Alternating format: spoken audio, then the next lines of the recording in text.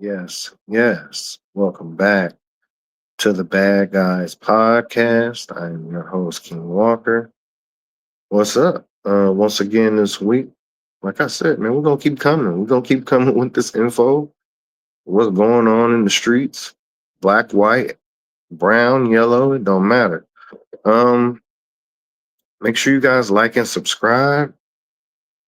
Thanks for subscribe. All the new ones, all the new. I see it. I see the movement, the little small movement that's going on. I see it and I appreciate it. Thank you. Make sure you keep liking and subscribing if that is possible. I need you to like and subscribe. But anyway, let's get to the show. What we doing this show? We got the Ari Lennox. Ari Lennox doubles back on her comments about the Martin show and the interaction with her and Pam and Martin. If you didn't catch it when I did it last episode 102, Martin and Pam, white community. Like I said, episode 102. I think this is episode 109 or 108 right now. Like I said, if you didn't catch the last episode, take your crack ass, take your ass, I almost said take your crack ass, take your ass to Cracker Barrel. It's my last episode, so go check that one out too. Jennifer Welch talking her shit. Um, like I said, we're gonna double down on this Ari Lennox thing because she happened to double back on what she said about Martin.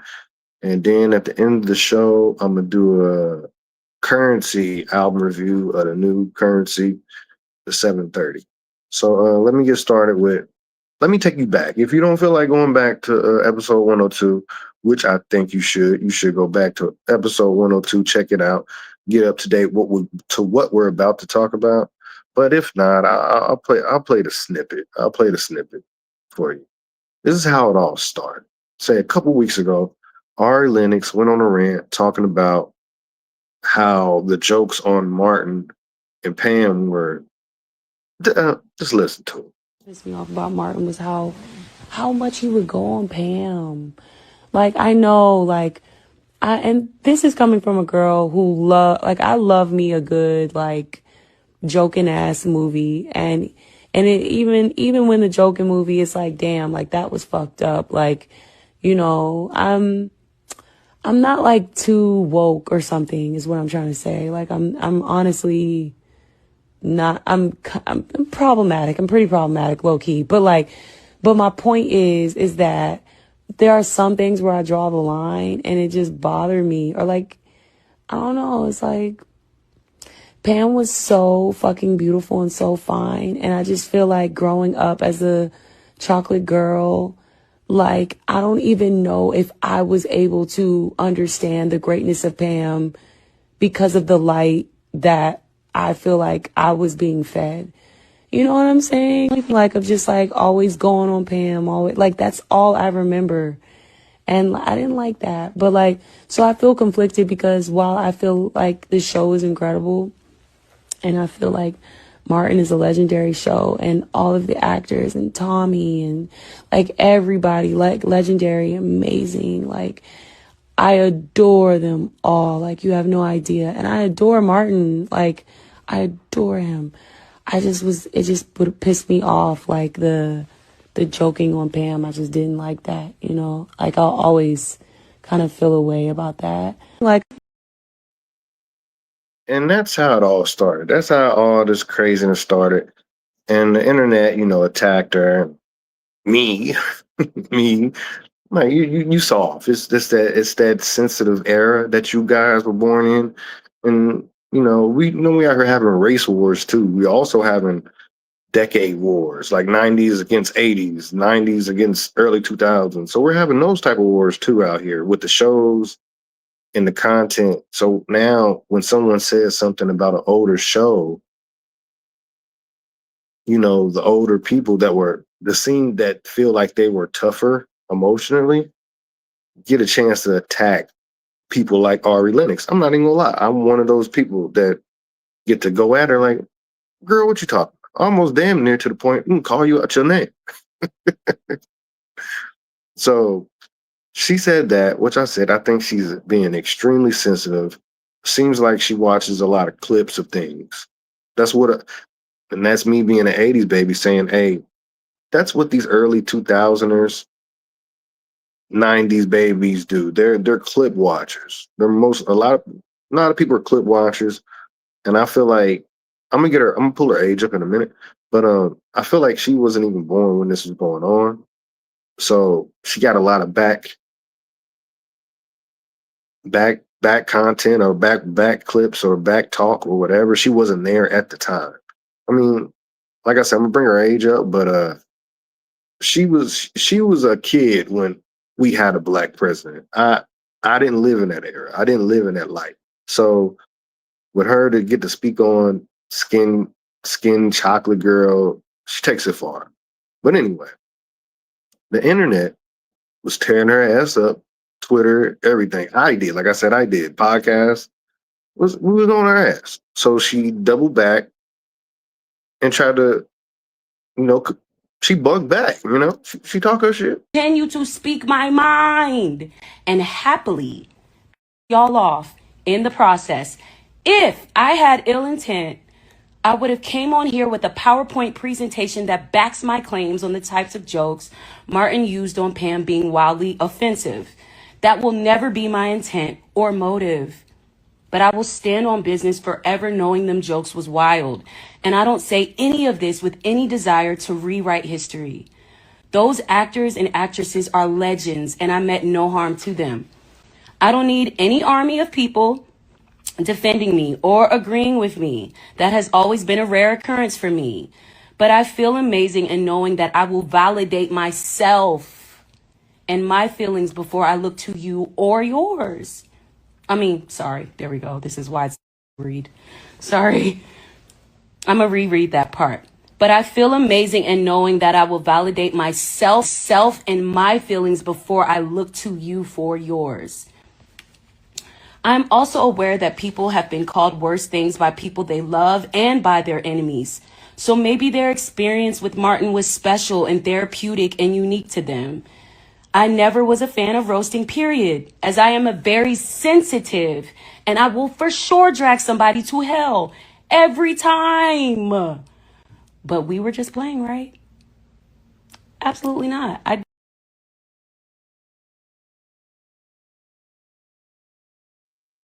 Ari Lennox, born March 22nd, 1991.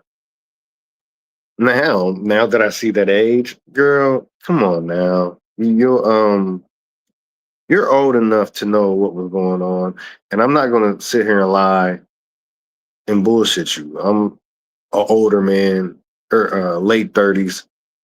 I've never heard anyone complain about the jokes on Martin of my whole time living life. Never. So at this point, she's doing it for the camera, as we all do. I mean, because at this point, I can't see, because she's not even saying a particular joke that rubbed her the wrong way. She can't even bring nothing up. That's where I'm starting to get my problem, that she's going to double down and double back and keep coming back and say an army of people are attacking her. Yeah, because you're really not being straightforward with what was said that hurt you on Mark. Because you pull it up. We got clips now. Pull it up. She ain't even backing it up with that. And then she had the nerve to say something about Bernie Mac. Y'all peep that? She had the nerve to say something about Bernie Mac. Mm-mm. I like to talk, y'all, and I like to think. Hell, I just watched the Bernie Mac stand up a few years back, and I understand why he is a legend that he is, but I also couldn't help but to feel uncomfortable about some of his jokes, too. What's with the? I'm not even gonna lie. I played these three clips. Her voice is so like, why is she always angry? She has a very angry. And I don't want to do the angry black person thing or the angry black man, black woman thing, but she sounds so angry. Even the first clip when she started all this, like, why are you so angry about sitcoms? Well, why do sitcoms make you so angry? 96 sitcoms. What did Bernie Mac do to you? You are the only person in the world that we've ever heard say this. So you have to be sitting in your little room thinking of what can get you clickbait. And you're sitting here on your Netflix, and you're just picking at shows. You're just picking a show. All right, I'm gonna pick, I'm gonna get this show. And it's always some black man. So who done did something to you? You playing victim. You playing victim. And I gotta call the white people out when they do it. And right now, you giving me victim energy. And we need to figure it out. We need to get down to the bottom of it, Ari. Because you're bullshit. You're bullshitting us. You bullshit the world. You bullshitting. You're trying to throw dirt on stuff that shouldn't be nowhere near dirt. In my life of living, 4 decades of living, I've never heard anyone criticize the Martin show. They might not say they like it, but the jokes, the back and forth, come on, man, you making up shit. And I'm gonna need you to go sit down and don't triple back and quit picking out shows on Netflix and Hulu to pick at. Cause y'all just be sitting at home bored. And how can I go viral? I'm gonna talk crazy about the show that everybody loves. And I love it too, but I'm gonna pick because yeah, she's full of shit. Like I said the first episode. She's full of shit. And always will be. If she keeps making comments like this. But anyway, like I said, I thank you guys for coming, joining the show. Let me get to this album review. Before I get to this album review, make sure you like and subscribe, please. Thank you. Like and subscribe. It costs you nothing. Costs you nothing. All right. Probably one of my favorite albums of the summer. I might be biased because this is probably my favorite rapper, favorite artist, one of top 5, top 10 to me, not historically, but my personal. Currency drops to 7:30, right on the somewhat back end of the summer. Perfect for him. You know, you got your right around music. Like I said, one of my favorite artists, one of the best to ever do it, especially the lane he's in. Won't say the lane he's in, definitely one of the best to do it. It's a lot of controversy coming around too lately. But anyway, Currency 7:30. I'm not gonna lie, one of my favorite albums of the summer, and there's a good 4 or 5. So this is definitely top 3, top 4. Not gonna lie, and I love it. I'm not gonna lie to you guys, I love it. I love the cover. I love everything. I love all the music. Starting with the intro, the car talking, and the tug of war. Oh man, song of the summer, top 5 song of the summer, tug of war. The beat, everything. If you're a real Currency fan, do you realize that he brought the planes back in the background of the music? I peeped that. I hope you did too if you're a real Spitter fan. Like I said, tug of war, car talking, tug of war. I'm telling you, the album starts off at a 5, off the first 2 songs, and then when Kush Clouds Rain, that's another little slider, a little banger. Not gonna lie, tug of war track 2 is probably either my second favorite song or my first favorite song. I have not decided yet, but there's just so many bangers. But my third favorite song is this 355 Spider, easily. I love the 355 Spider.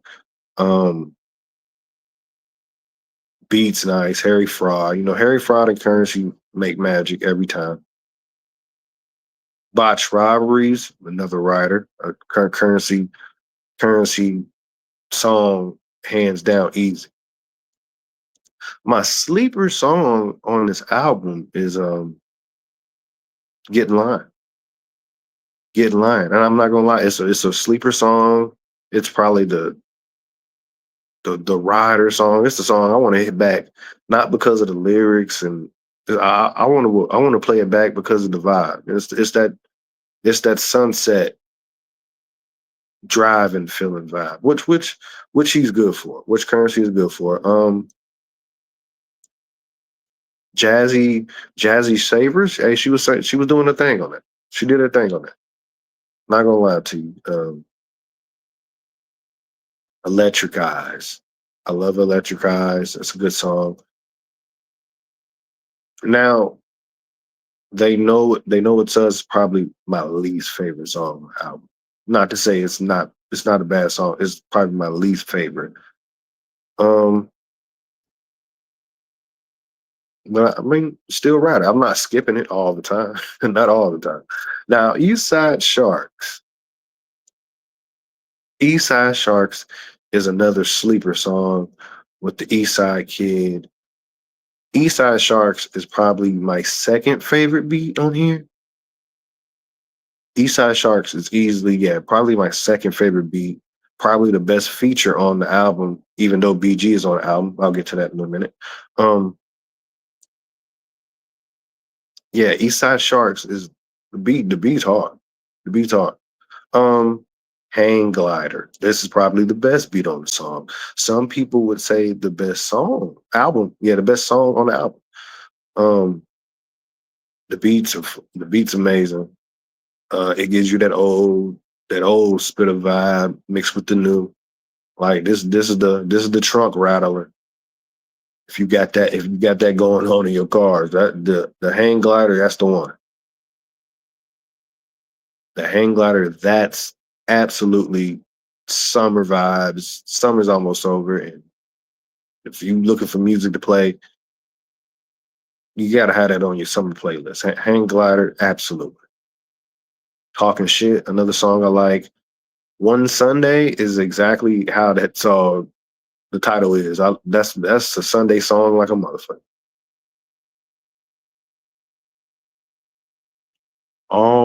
Always away. Always, always. I like that. That's a good song too. It's one of my favorite songs on the album. That bonus cut. I was trying to tell everybody to listen to the bonus stuff, everything. The bonus cut, that's the BG song. And I'm not gonna lie, that's how you end the album. That's how you end an album. I'm giving this album a 4.0. Like I said, the secret BG feature at the end, Hang Glider, Tug of War, the intro, Car Talking, Electric Eyes, the 355 Spider. Like you can sit here and listen to this all day. So I'm giving this a definite 730, a definite 4, especially for the summer. Dropped at the perfect time. And yeah, that's my shit. I'll probably get off here and go bump that right now.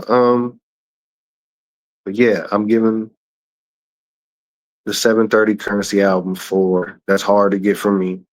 Um, Definitely a 4. I heard there's more to come. But yeah, great album for the summer. Great album for the time. Perfect timing.